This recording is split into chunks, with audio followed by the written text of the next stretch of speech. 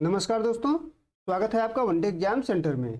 दोस्तों, आज के वीडियो में हम लोग दीनदयाल उपाध्याय गोरखपुर विश्वविद्यालय गोरखपुर के बीए थर्ड सेमेस्टर हिंदी के दूसरे पेपर जिसका नाम है हिंदी गद्य द्वितीय, उसको सॉल्व करेंगे और जानेंगे कि किस प्रश्न का कौन सा उत्तर सही होगा। जिस पेपर को हम लोग सॉल्व करने जा रहे हैं वो सत्र 2023-24 का पेपर है और उसका पेपर कोड है HND 202। चलिए बिना देर किए जानते हैं कि किस प्रश्न का कौन सा उत्तर सही होगा। आपका पहला प्रश्न है, जूठन आत्मकथा है। आपको बताने हैं कि जूठन आत्मकथा किसकी है। तो जूठन जो आत्मकथा है वो ओम प्रकाश वाल्मीकि के द्वारा लिखी गई है। सी ऑप्शन पहले का सही हो जाएगा। दूसरा प्रश्न है, हिंदी की प्रथम एकांकी मानी जाती है। एक घुंड को माना जाता है तो दूसरे का बी ऑप्शन सही हो जाएगा। तीसरा प्रश्न है, कलम का सिपाही किसकी जीवनी पर आधारित है। कलम का सिपाही प्रेमचंद की जीवनी पर आधारित है। ए ऑप्शन तीसरे का सही हो जाएगा। चौथा प्रश्न है, कलम का सिपाही कृति है यानी किसके द्वारा लिखा गया है। तो अमृत राय जो प्रेमचंद के पुत्र हैं उनके द्वारा लिखा गया है, तो बी ऑप्शन चौथे का सही हो जाएगा। पांचवा प्रश्न है, इनमें से व्यंग्यकार हैं हरिशंकर प्रसाई व्यंग्यकार हैं, तो पांचवें का सी ऑप्शन आपका सही हो जाएगा।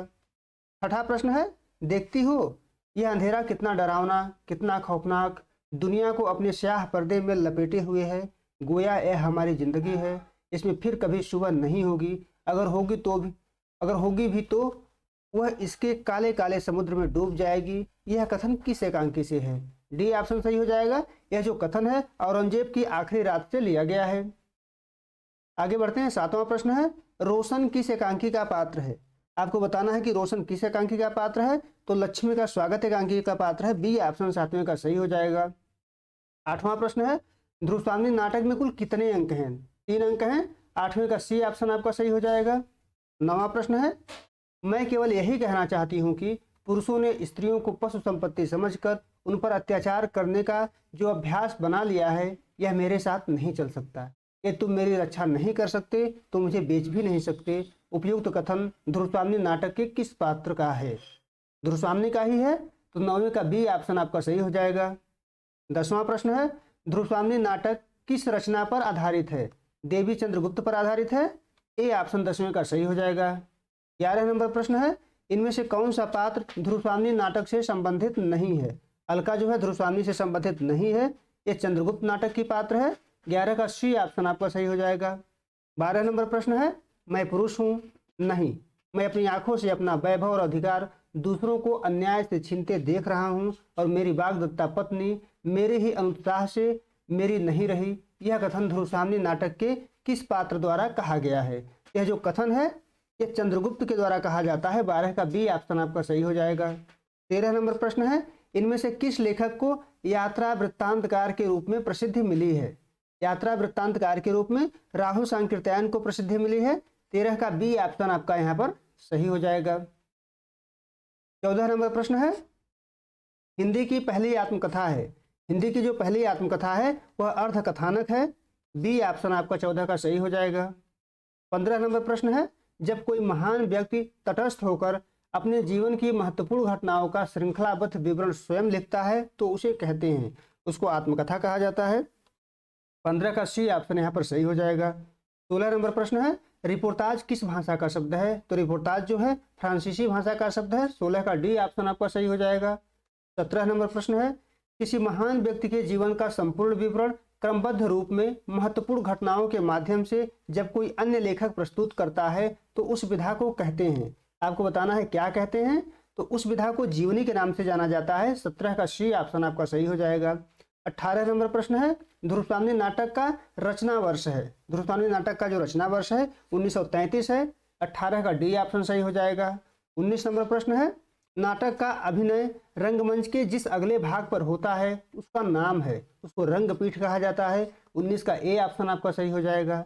20वां प्रश्न है, इनमें से कौन सा रचनाकार एकांकीकार नहीं है। तो गिरजा कुमार माथुर एकांकीकार नहीं है। 20वें का सी ऑप्शन आपका सही हो जाएगा। 21 नंबर प्रश्न है, विवाह मुक्ति एवं पुनर्विवाह की समस्या को प्रसाद जी ने किस नाटक में प्रस्तुत किया है। ध्रुवस्वामिनी नाटक में प्रस्तुत किया है। तो 21 का सी ऑप्शन सही हो जाएगा। 22 नंबर प्रश्न है, मेरी जीवन यात्रा किस विधा की रचना है। तो मेरी जीवन यात्रा जो है आत्मकथा है। बी ऑप्शन आपका 22 का सही हो जाएगा। 23 नंबर प्रश्न है, मेरी जीवन यात्रा किसकी रचना है? तो मेरी जीवन यात्रा जो है राहुल सांकृत्यायन की रचना है। 23 का सी ऑप्शन आपका सही हो जाएगा। 24 नंबर प्रश्न है, माधव और शेखर किस एकांकी के पात्र हैं? आपको बताना है कि माधव और शेखर किस एकांकी के पात्र हैं? तो भोर का तारा एकांकी के पात्र हैं। 24 का ए ऑप्शन आपका सही हो जाएगा। आगे बढ़ते हैं। 25 नंबर प्रश्न है, जयशंकर प्रसाद ने किस प्रकार के नाटकों की रचना की है? ऐतिहासिक नाटकों की रचना की है। 25 का सी ऑप्शन आपका सही हो जाएगा। 26 नंबर प्रश्न है, इनमें से कौन सा तत्व नाटक के लिए अनिवार्य है? तो अभिनेता, रंगमंच, पात्र सभी अनिवार्य हैं। डी ऑप्शन आपका उपर्युक्त सभी सही हो जाएगा। 27 नंबर प्रश्न है, मेरी इच्छा भारतीय इतिहास के अप्रकाशित अंश में से उन प्रकांड घटनाओं का दिग्दर्शन कराने की है जिन्होंने हमारी वर्तमान स्थिति को बनाने का बहुत कुछ प्रयत्न किया है। यह कथन किसका है? आपको बताना है कि यह कथन किसके द्वारा कहा गया है। यह जो कथन है जयशंकर प्रसाद का कथन है। 27 का सी ऑप्शन आपका सही हो जाएगा। 28 नंबर प्रश्न है, मेरा परिवार किस विधा की रचना है? तो मेरा परिवार जो है रेखा चित्र है। 28 का ए ऑप्शन सही हो जाएगा। 29 नंबर प्रश्न है, ऋण जल धन जल किसकी रचना है? फणीश्वरनाथ रेणु की रचना है। तो सी ऑप्शन 29 का आपका सही हो जाएगा। 30 नंबर प्रश्न है, निराला की साहित्य साधना भाग 1 किस विधा की रचना है? जीवनी है।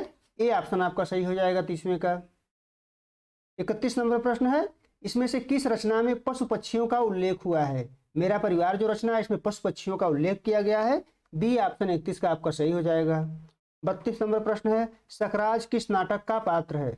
ध्रुव स्वामिनी नाटक का पात्र है। 32 का सी ऑप्शन आपका सही हो जाएगा।